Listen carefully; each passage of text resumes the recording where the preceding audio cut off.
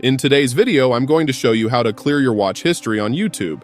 It's a simple process, so let's get started. First, click on the profile icon located at the bottom right corner of the screen. Look for the settings icon and give it a click. From there, click on Manage All History and it will take you to your Google account. Now, you'll see your YouTube history displayed. To delete all your history, simply click on the delete icon.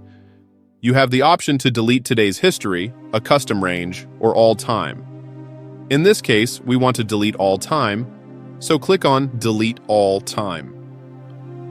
You'll be taken to a confirmation page where you can click on Delete to proceed.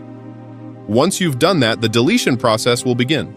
You'll see a message stating that the activity you selected is being permanently deleted from your account and is no longer tied to you. That's it!